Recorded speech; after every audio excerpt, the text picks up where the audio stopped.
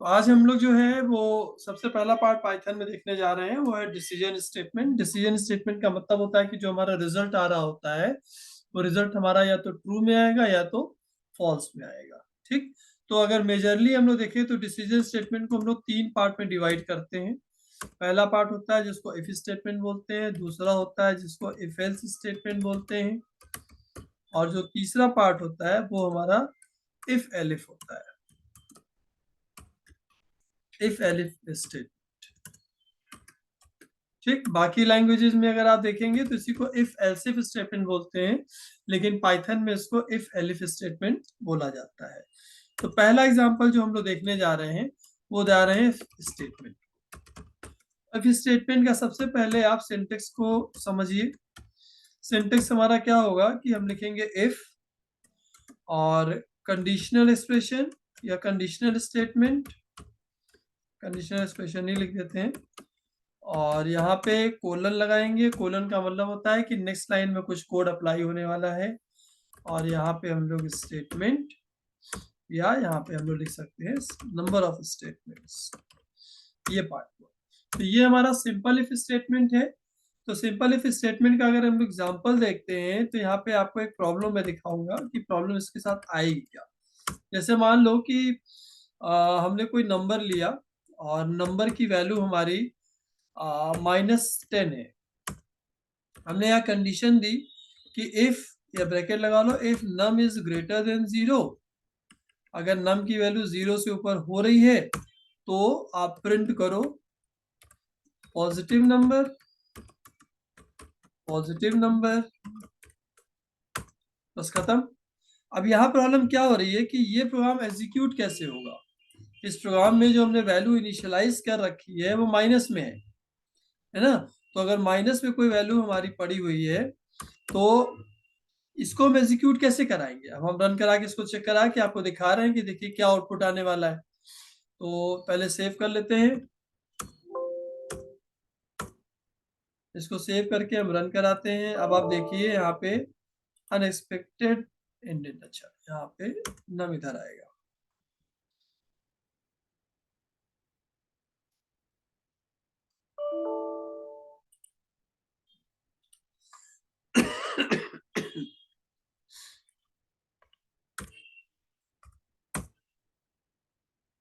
इस जगह पे जहाँ कर्सर है वहां पे हमारा प्रिंट स्टेटमेंट जाएगा, इस जगह पे। अब इसको रन कराइए सेव करके। अब देखिए यहाँ कोई आउटपुट ही नहीं आ रहा है। उसका रीजन क्या है कि जो कोड हम लोगों ने किया था वहां नम की वैल्यू -10 दी थी। कंडीशन क्या थी कि if num is greater than 0 then positive number. Negative number का कोई कंसेप्ट यहाँ पे है ही नहीं। तो निगेटिव नंबर लाने के लिए ही हम लोग सेकेंड पार्ट लेते हैं जिसको हम लोग इफ एल्स स्टेटमेंट बोलते हैं। तो इस जगह पे अब हम लोग जस्ट इफ के नीचे आएंगे और यहाँ पे लिखेंगे एल्स, एल्स के बाद फिर से कोलन, प्रिंट। अब यहाँ पे हम लोग लिखेंगे निगेटिव नंबर, निगेटिव नंबर। अब इसको अगर आप रन कराओगे तो आप देखोगे कि पॉजिटिव या नेगेटिव में से कोई एक रिजल्ट जरूर आने वाला है। देखिए निगेटिव नंबर आ गया। ठीक। हमारा नेगेटिव नंबर आ रहा है, मतलब क्या हुआ कि हमारी जो वैल्यू थी वो मोर देन 0 नहीं थी, तो पॉजिटिव नंबर नहीं है। अगर हमने यहाँ पे माइनस की जगह पे प्लस सेंड कर दिया होता, अब ये हमारा पॉजिटिव नंबर आ रहा होता। देखिए पॉजिटिव नंबर आ रहा है। तो ये यहाँ पे जरूरत हमारी किस चीज की पड़ती है, एल्स की। तो एल्स की जरूरत कब पड़ेगी, जब आपका कंडीशन फॉल्स हो रहा होगा। ठीक, पहला पॉइंट। अब इसी में नेक्स्ट पे आ जाइए, एक प्रोग्राम और चल के देखते हैं। हमने एक वैल्यू ली ईयर, और ईयर की वैल्यू हम लोगों ने इनपुट करा ली। मान लो इंट इनपुट एंटर ईयर। अब कंडीशन दी कि if year mod 4 equals to 0, basic part हम लीप ईयर का बना रहे हैं, कि if year mod 4 equals to 0 then print leap year, else print not a leap year. हमारा हुआ कि अगर हम ईयर को 4 से डिवाइड कर रहे हैं और रिमाइंडर 0 आ रहा है, हालांकि ये पूरी तरीके से सही प्रोग्राम नहीं है, लेकिन इन जनरल आप ले सकते हैं कि if year mod 4 equals to 0 then leap year, otherwise not a leap year. अब इसको आप रन कराइए और चेक कीजिए। अब देखिए इंटर ईयर आ रहा है, हमने 2000 दे दिया, देखिए लीप ईयर दिखा रहा है। ठीक, तो इस तरीके से हम लीप ईयर मतलब सिंगल इफ स्टेटमेंट हम यूज करते हुए हम प्रोग्राम को अप्लाई कर सकते हैं। तो अगर सिंगल इफ स्टेटमेंट यूज कर रहे हैं तो अगर आप चाहे तो एल्स यूज कीजिए, चाहे तो मत करिए, लेकिन एल्स यूज करना इसलिए इंपॉर्टेंट हो जाता है कि अगर कंडीशन फॉल्स होगी तो हम क्या प्रिंट कराएंगे। ठीक, तो ये इफ के और इफ एल्स के प्रोग्राम हमारे हो गए। नेक्स्ट हमारा पार्ट इसमें आता है जिसको हम लोग बोलेंगे इफ एलिफ स्टेटमेंट। अब इसमें स्टेट सिंटेक्स जो हमारा होगा एज इट इज, जैसे इफ वाला था वैसे ही चलेगा कि आपने इफ दे दिया, कंडीशनल एक्सप्रेशन दे दिया, कंडीशनल एक्सप्रेशन दे दिया, कोलन लगाया, यहाँ पे आपने स्टेटमेंट दे दिए। ठीक, अब यहाँ पे आप एलिफ लगाएंगे और एलिफ में फिर से आप यहाँ पे क्या देंगे, कंडीशन देंगे। तो कंडीशनल एक्सप्रेशन यहाँ भी आएगा, कोलन लगेगा, फिर से स्टेटमेंट, और यही आप रिपीट करते हुए चले जाएंगे। ठीक, जो लास्ट में हमारा आएगा, मतलब ये ऐसे ही चलता जाएगा, जो लास्ट में आएगा वो एल्स आएगा, एल्स में फिर कोलन लगाएंगे और यहाँ पे फिर से आप क्या लिख देंगे, स्टेटमेंट या स्टेटमेंट्स लिख सकते हैं, मतलब जो भी आप चाहते हैं वो आप लिख सकते हैं। तो ये हमारा पार्ट हुआ नेस्टेड इफ का। ठीक, अब इसका एग्जांपल एक आप चेक कर लीजिए, छोटा सा प्रोग्राम बना के देख रहे हैं हम लोग कि ये प्रोग्राम एग्जीक्यूट होगा कि नहीं होगा। तो सबसे पहले हम लोग इसको पहले कमेंट कर लेते हैं ताकि प्रॉब्लम ना आए। तो यहाँ से हटा लेते हैं और इस जगह पे जाके इसको फिनिश करते हैं। अब यहाँ पे हम एक प्रोग्राम छोटा सा बना रहे हैं, write a program to input 3 numbers and find greatest number। इसको भी कमेंट कर देते हैं, नहीं तो बाद में एरर आएगी। 3 नंबर एंटर कराना है, तो हमने लिखा a equals to int input enter number या enter first number. First number यहाँ पे एक ब्रैकेट छूट गया,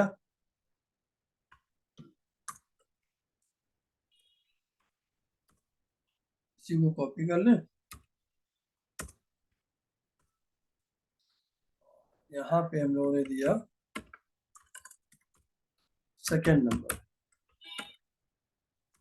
यहाँ पे हमने दिया थर्ड नंबर, और इस जगह पे एक ही जगह पे हम लोगों ने क्या कर दिया, ऊपर में बी, और तीसरी वैल्यू हमने ली सी।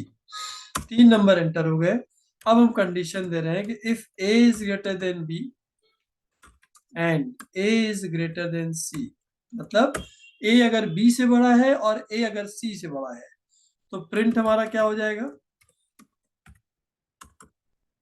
a इज ग्रेटर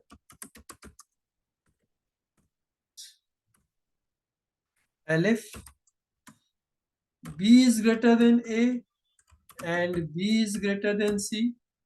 अगर b a से बड़ा हो और b c से बड़ा हो तो प्रिंट क्या हो जाएगा, b इज ग्रेटर,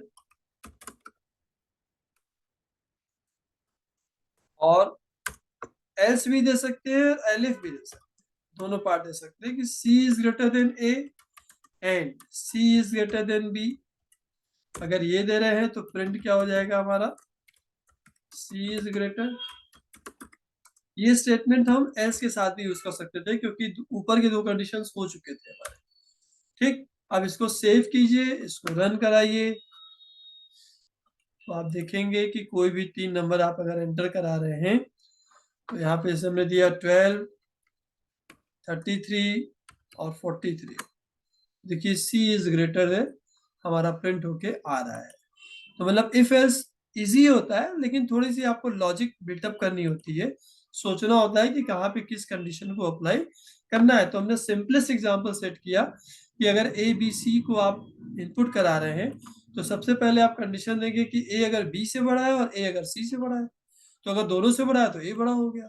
ऐसे ही बी अगर ए से बड़ा है और बी अगर सी से बड़ा है तो बी बड़ा हो जाएगा, अदरवाइज सी बड़ा हो जाएगा, है ना। इस तरीके से आप ग्रेटेस्ट नंबर का प्रोग्राम बना सकते हैं। अब इफ एल्स में कुछ हमारे प्रोग्राम्स ऐसे होते हैं जो स्लैब बेस्ड होते हैं, ठीक है। जैसे मान लीजिए कि हमने लिखा write program to input number of days and calculate fine charges for the library. इस टाइप के प्रोग्राम्स आते हैं, तो इसको देखिएगा। जैसे हमने लिखा फर्स्ट 5 डेज के लिए इन्होंने बोला कि आपको 90 पैसे, सॉरी, हाँ ठीक है, 90 पैसे पर डे पे करना है। नेक्स्ट 5 डेज आपको मान लीजिए 95 पैसे पर डे देना है।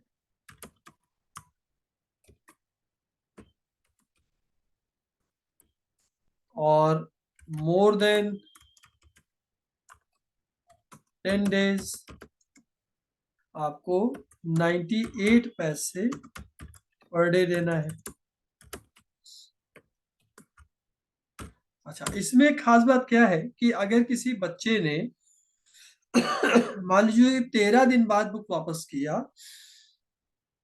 ठीक, तो पहले 5 दिन का वो 90 पैसा दे 90 पैसा देगा, फिर अगले 5 दिन का वो 95 पैसा देगा, फिर अगले 3 दिन का वो 98 पैसा देगा। अगर आप ओला, उबर, टेम्पो इन सब में आप देखते होंगे तो ऐसी ही कैलकुलेशन लिखी होती है। ट्रेन में भी अगर आप जैसे जैसे डिस्टेंस बढ़ता है वैसे वैसे जो उसका फेयर होता है वो कम होता जाता है। तो वहां पे यही फॉर्मूला अप्लाई हो रहा होता है। आप कभी ऑटो रिक्शा में या ओला उबर में भी देखेंगे ना, तो यही यही कैलकुलेशन वो दिए रहते हैं कि फर्स्ट 5 किलोमीटर का ये, नेक्स्ट 5 का ये, नेक्स्ट 10 किलोमीटर का ये, इस तरीके से कैलकुलेशन होती है, ठीक। तो इसको कैसे करेंगे? तो सबसे पहले हमको प्रोग्राम में देखना है कि इन्होंने लिखा write a program to input number of days. तो हमने क्या लिखा, days equals to int input enter number of days. अब यहां पे पहली कंडीशन हमारी है कि if days is less than or equals to 5, ये फर्स्ट 5 डेज का है। If days is less than or equals to 5 मतलब 1 से 5 के बीच में अगर है, तो अमाउंट को कैलकुलेट करना है तो डेज इंटू 0.90, जितने भी नंबर ऑफ डेज होंगे उसको 0.90 से हम कैलकुलेट कर लेंगे। 90 पैसा इन्होंने बोला है तो हम रुपए में कन्वर्ट कर लेंगे। फिर एलिफ एलिफ में डेज, नेक्स्ट कंडीशन क्या, नेक्स्ट 5 डेज। तो elif days is more than 5 and days is less than or equals to 10। अगर 5 से 10 के बीच में मतलब नेक्स्ट 5 डेज, 5 दिन तक की कैलकुलेशन हो चुकी है, अगला 5 दिन तो मतलब 5 से ऊपर हो और 10 से नीचे हो, तो यहाँ पे क्या होगा, अमाउंट इक्वल्स टू पहले 5 दिन की कैलकुलेशन होगी, तो डेज की जगह पे हम लिखेंगे 5 इंटू 0.90 प्लस ये पहले 5 दिन का कैलकुलेट हुआ, ठीक। और फिर नेक्स्ट जो हमारा हुआ days minus 5, days minus 5 into 95, 0.95 calculate हो जाएगा। तीसरी condition, days is more then 10, अगर 10 से ऊपर जा रहा है तो अमाउंट इक्वल्स टू, यहाँ पे हम लोग लिखेंगे पहले 5 दिन का क्या था, 5 इंटू 0.90, फिर अगले 5 दिन का 5 into 5 into 0.95, yes, plus days minus 10, 10 दिन हो चुके हैं, तो डेज माइनस 10 इंटू 0.98, ये हमारी कैलकुलेशन हो गई।